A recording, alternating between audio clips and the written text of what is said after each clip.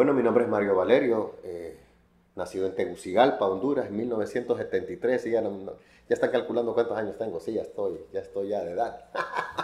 Pero como tal, eso me ha permitido poder ver muchos de los cambios, la metamorfosis que la música inédita en el país ha tenido a través de los años, a través del tiempo. Sabemos que la historia del rock en Honduras se remonta desde la época de los 60, 70, en el cual todavía yo no tengo un conocimiento amplio de toda la ramificación que hubo en ese tiempo. Sin embargo, sí soy testigo de lo que fue esa nueva generación de jóvenes sedientos de querer formar una banda, de querer hacer música inédita, de querer salir adelante, y que esta música que ellos a su corta edad, digo a su corta edad porque todos comenzaron a los 10 y tantos, 16, 17, 18 años, todavía en el colegio, recién salidos del colegio, experimentar con sus instrumentos, escribir, algo que era tal vez fácil para los que tenemos acceso a la tecnología hoy, pero antes no era así. Entonces tuve la fortuna de ser operador de una radio a finales de los 80, Estéreo Amistad 89.3 FM, The Power Station, para quienes son de Tegucigalpa, de los finales de los 80, principios de los 90, la recuerdan muy bien. Me tocó ver el acercamiento de jóvenes que llegaban con un demo. Un demo es como que, digamos, una canción no terminada o no grabada profesionalmente. Antes lo típico es que las grabadoras caseras que teníamos en nuestras casas, record y play, y se ponían a grabar la práctica. Pues vimos desfilar bandas que llegaban con su cassette a la emisora con la solicitud de que pudieran ser incluidas en la rotación normal de la radio. Fue así como llegó Orins, a quienes les envío un saludo, trabajo con ellos y me siento orgulloso de trabajar con una banda insignia nacional. Llegó gente como Trauma, o como Stropos y otros sin fin de bandas, pero que la ventana a la que pudo ser expuesto para llevar el arte y la música a los demás a través de la radio fue Estéreo Amistad. Estéreo Amistad fue la que apoyó el metal nacional en Tegucigalpa y por qué no decirlo en Honduras. En aquel momento había un programa que se llamaba Unidos por el Rock, conducido por Edgardo Zúñiga Jr., el cual pues yo hice algunos programas con él como operador, ya que nunca fui miembro de planilla de la radio, yo era un colaborador, era como un amigo de la radio, así como me ha tocado ser colaborador en algunos programas de la Rock and Pop, aquí de Tegucigalpa, Metal Side, por ejemplo, los miércoles de 9 a 11 con Jeffrey Díaz, que le mando un saludo también. Y por ahí me empezó a fascinar, me empecé a involucrar más con el sonido del heavy metal. Estábamos hablando de 88, 89. Cuando ya entro a la universidad, bueno, antes de entrar a la universidad, en el colegio, yo estudié en el Instituto San Francisco, acá de Tegucigalpa. Como todo mundo, en el colegio tiene como sus argollitas. Teníamos ahí los que escuchábamos rock, los que escuchaban rancheras, los que escuchaban merengues. Si ustedes se acuerdan cuando estuvieron en el colegio en aquel entonces había como esa segmentación de gustos, casi imposible hoy porque casi todos escuchan un estilo de, no quisiera decir música, pero casi todo está inundado de un género ahí que no debería existir. No, mentira, tienen derecho, pero no soy fan de ello.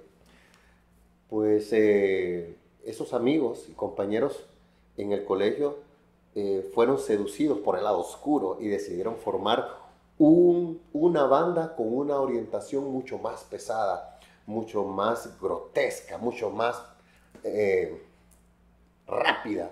Y esta banda se llamó Como Stropos. Esta banda salió del Instituto San Francisco, practicaban cerca del colegio en una colonia que se llama La Panamericana, que ahí vivía Neto, el batero. Algunas veces a la salida del colegio íbamos a las prácticas. Y ya cuando entramos a la universidad, fue cuando realmente, soy cuenta 93 de la Universidad Autónoma de Honduras, y aquí comencé a llevarme y a conocer con más gente que compartía la locura, la pasión de lo que es el gusto por el rock y el heavy metal. Es ahí cuando conozco a la gente de Trauma, conocí gente de Delirium, y fue ahí cuando se empezó como a cocinar, darle seguimiento a un festival que se hizo en 1992, que fue el primer Megametal, en el Cine Centenario de Comayagüela a las 8 de la mañana y costaba 5 lempiras la entrada. Sí, 5 lempiras, imagínense. A mí me daban 3 para ir al colegio, imagínense. Y ese festival fue en un cine, el experimento salió muy bien y por eso se decide que en 1993 se haga ese mismo evento, pero a una escala un poco más grande, y es cuando se decide alquilar el Centro Social Universitario, una instalación mítica, pero que hoy por hoy en desgracia, en abandono por las autoridades, cerca del Estadio Nacional, Boulevard Suyapa. Ahí se hizo con la presentación de Terciopelo Negro, Trauma, Orins y Delirium Tremens, como se llamaba en aquel entonces. Delirium, hoy por hoy, la banda que conoces como Delirium, antes o inicialmente se llamó Delirium Tremens, pero con el tiempo, pues la gente solo se refería como Delirium, Delirium y decidieron cortarle el Tremens. Pues ese evento, ese concierto marcó un parteaguas para lo que sería una nueva tendencia, una nueva generación de jóvenes sedientos de poder expresarse a través de su música, el contenido que tenían en sus grabadoras, el que tenían escrito en cuadernos.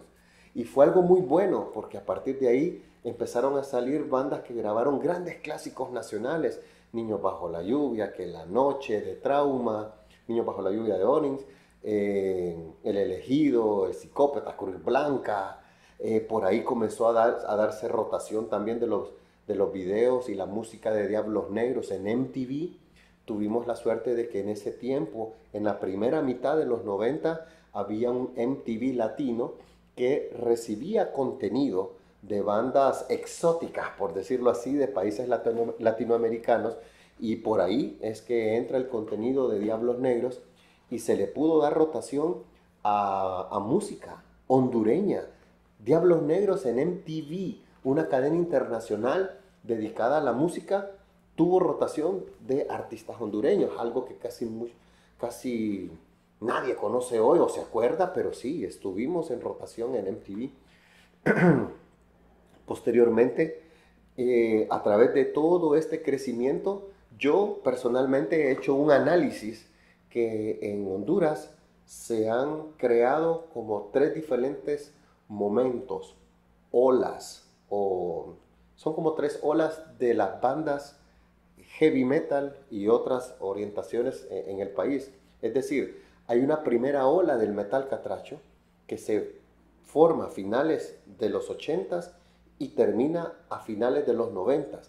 Todas esas primeras bandas que dieron sus pininos con sus grabaciones, conciertos, son los que alimentaron toda una generación que vendría a lo que yo le denomino la segunda ola del metal o el heavy metal catracho, que son las que comienzan con el nuevo siglo, con el siglo XXI. Esas bandas que ya con el coqueteo con la tecnología, con el coqueteo de poder acceder a equipos, a contenido un poco más formal, un poco más pro, comienzan a partir del 2000 a salir todo ese reguero, por decirlo así, de bandas que alimentó e hizo crecer el género de la música nacional, el heavy metal nacional. El San Pedro Sula igual miraba a través de la ventana el crecimiento que tenían en Tegucigalpa, y se lo digo con mucho respeto. Yo conozco muchos amigos de San Pedro, y si bien es cierto, Caos es la primera banda que graba un disco de vinilo meramente de rock heavy metal, ese suceso prácticamente fue como aislado en el sentido de que no provocó que haya habido una bola de nieve que provocara que vinieran otras bandas a hacer lo mismo. Es la primera banda muy respetada, son los maestros de lo que es el rock y el heavy metal en Honduras, pero el trabajo de ellos no tuvo esa repercusión que sí tuvieron las bandas a finales de los 80 y principios de los 90 a provocar ese movimiento que provocó ese sinnúmero de conciertos y de inspiración y de inspiración en los jóvenes de querer hacer su propio trabajo. En ese momento estábamos pasando por un protagonismo inédito que jamás se había presentado, y ese protagonismo inédito hizo que productores que manejan el dinero de la inversión se fijaran de que había un segmento, había un nicho de mercado inexplorado antes en el que podían hacer una prueba y ver qué tal les iba si invertían en traer bandas internacionales de rock. Y es por eso que en 1996, gracias a la decisión, creo, si mal no recuerdo, de Edgardo Rivera, que es un empresario, productor que se dedica a traer bandas y hacer conciertos aquí, decide invertir y trae a Soda Stereo. Soda Stereo, banda mítica, internacionalmente conocida en toda América Latina y, por qué no, en el mercado anglosajón y otros lugares, esas bandas que tuvieron un éxito sin precedente, viene a Honduras. Justamente en el ápice, en la parte más alta de su carrera, y como parte de la gira Sueño Stereo, que era el disco que estaban promocionando, donde está Ella usó mi cabeza como un revólver, por ejemplo, paseando por Roma, tantos éxitos. Ellos recién habían hecho una gira allá por Norteamérica, habían hecho el Unplugged. Creo que muchos de los que siguen Soda Stereo se acuerdan del Unplugged de Soda Stereo.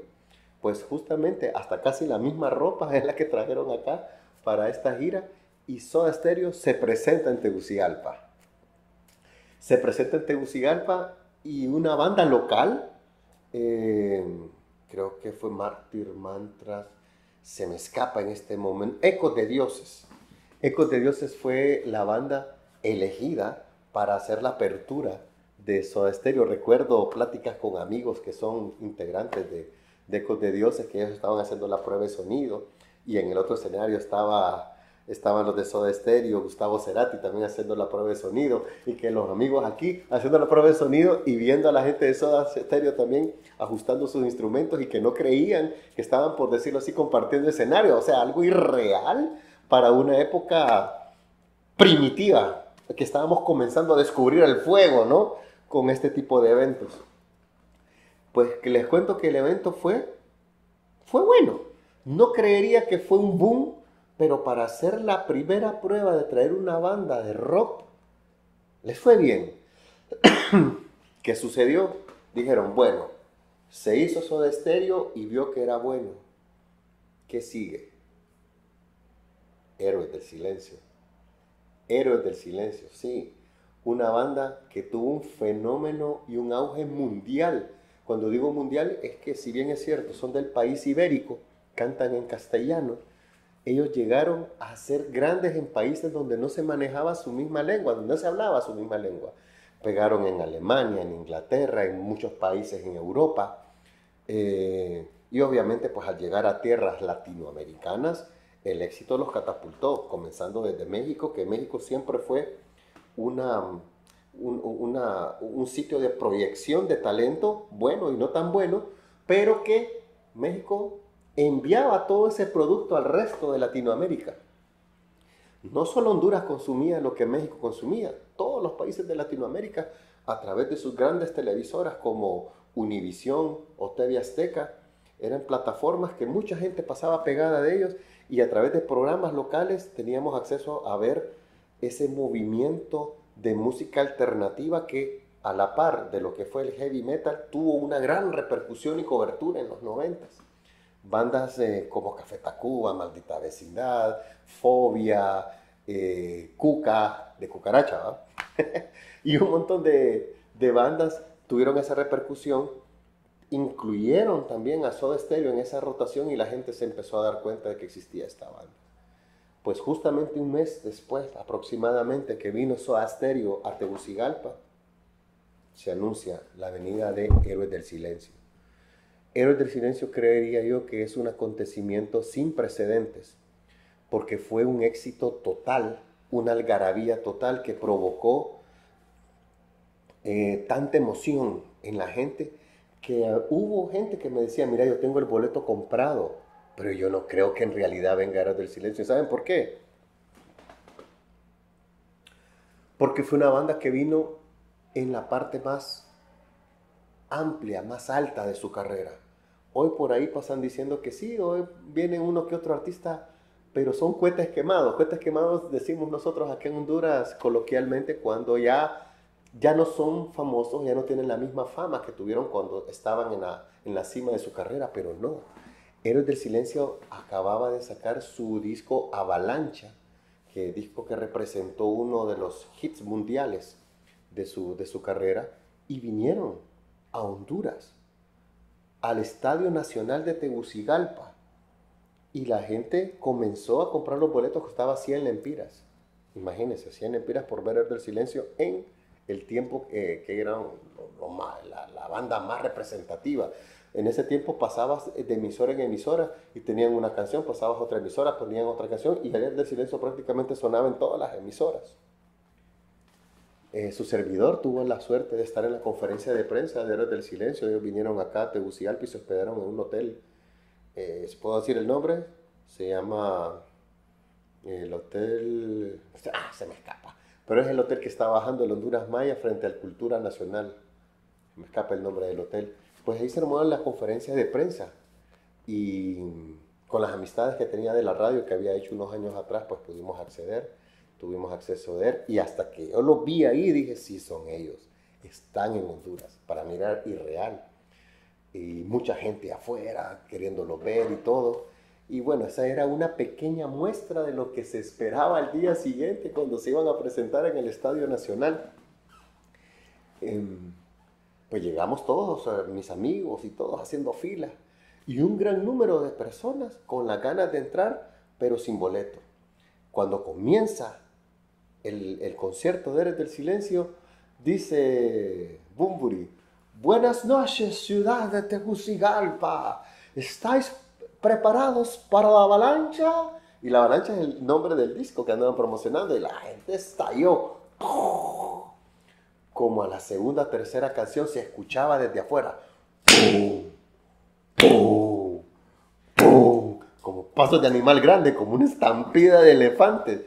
Y como uno en el concierto no sabía qué acontecía, pues resulta que la gente que estaba afuera del estadio quería irrumpir, botar el portón y entrar sin pagar, porque los elementos de seguridad que había eran pírricos, eran muy pocos para la cantidad de gente que había afuera.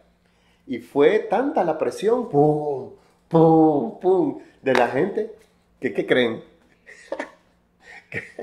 Botaron el portón del Estadio Nacional. O sea, para quienes conocen el Estadio Nacional de Tegucigalpa, es un portón gigante. Ya se pueden imaginar la presión que hubo. Yo no sé cómo no hubieron muertos, la verdad, algo lamentable. Pero sí recuerdo estar en grama, muy cerca del escenario, y escuchar la gente que le hace ¡wow! Y al volver hacia atrás, veo aquel mar de gente entrando a las graderías del estadio para ver Héroes del Silencio. Los mismos integrantes de la banda manifestaron que no les dio miedo para nada, más bien se sorprendieron de ver la calidez y cómo ellos podían atraer a mucho más gente de lo que pensaban, porque sí, el aforo del espacio que estaba destinado para el concierto estaba lleno, pero como fue, para los que conocen el Estadio Nacional, es el área de sombra que da para el Birichiche. Esa media luna era lo que estaba destinado al concierto. Y cuando entró la gente prácticamente se llenaron todos los laterales y un montón de gente se metió a la grama. O sea que después de estar relajado pasamos de estar así. Dice un amigo que casualmente estaba tan apretujado que hubo un momento que levantaba las dos piernas y no tocaba el suelo, imagínense. Qué increíble. Y ese concierto fue resultado de todo ese fenómeno que se estaba viviendo en ese momento, que la gente empezó a ver hacia la música, hacia el rock, que sí te podía tener un grado de rentabilidad y para qué, pues fue un éxito total. Ya después, a finales de los 90, las cosas fueron cambiando, se fueron digitalizando muchas cosas, la gente comenzó también a experimentar con los vídeos de sus canciones, y a medida pues de que la evolución tecnológica fue mutando, la gente empezó ya a sacar sus discos, a producir sus discos, aunque fueran quemados. Recuerda que antes de la digitalización veníamos del segmento que grababas tu disco y lo podías quemar, lo podías sí, quemar se le llama el concepto, que podías trasladar tu música a un CD y podérselo dar a tus fans. Grababas o quemabas 20, 30 CD y después del concierto los quedabas vendiendo. Todo eso se da y todavía conservo por ahí varios CD de música. Gracias a esto de la historia que hemos tenido con el rock y el heavy metal, básicamente el heavy metal nacional, es que estoy decidiendo emprender un proyecto del cual pues les voy a hablar más adelante, que espero pues tener su apoyo. Estoy buscando por ahí algún tipo de financiación para llevarlo a cabo, porque siento que realmente, como todo tipo de arte, debe ser preservado y guardar una memoria histórica para que tanto la gente de nuestra generación como las generaciones que vienen tengan un documento al cual referirse y buscar alguna información que de repente en medios digitales pueda que hoy esté, mañana no esté, por diferentes circunstancias. Personalmente les comentaba a los amigos que tuve un accidente con una página que tuve, o un grupo de Facebook que se llamó Metal Heart. Para los que son de Tegucigalpa y me conocen hace algún tiempo, pues yo tuve un programa de televisión, era co-host de un programa de televisión y después pasé a ser el host principal de un programa que se llamó Metal Heart, que era un programa que le dábamos cobertura a vídeos de heavy metal y de bandas locales de heavy metal, y que posteriormente, después de hacer varias entrevistas y Facebook Live, la página le dieron de baja y todo ese material se perdió.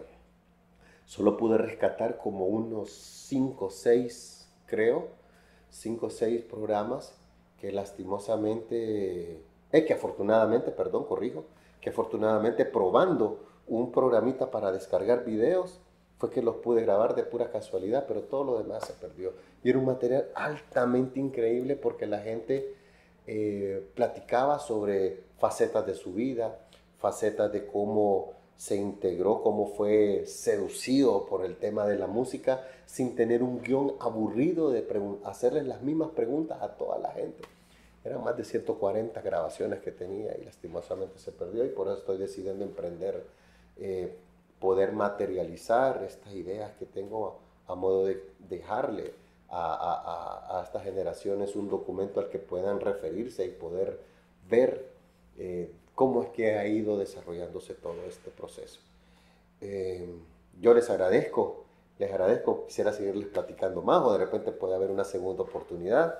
Mario Valerio les habló, tengo pues por ahí mis redes sociales, me pueden encontrar como Dark Valerius con una I-O-U, I-O-U, en Instagram y Facebook, y tengo mi página también, Mario Roberto Valerio, que esa la uso más para cuestiones ya personales.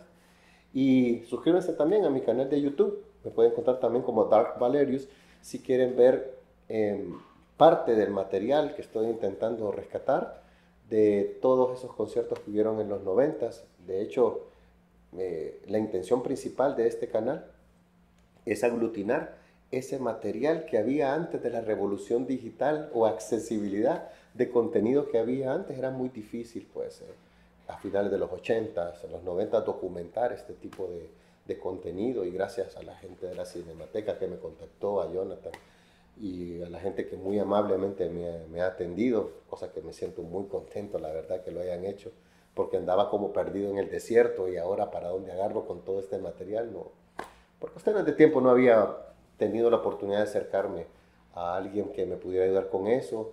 Suscríbanse al canal de YouTube, de nuevo, Dark Valerius. Pueden encontrar contenido bastante interesante si te gusta el heavy metal, especialmente el material hondureño, y próximamente, pues gracias a los lazos de amistad que estamos estrechando con ellos, pues esperamos poder convertir más material y poderlo subir a la página.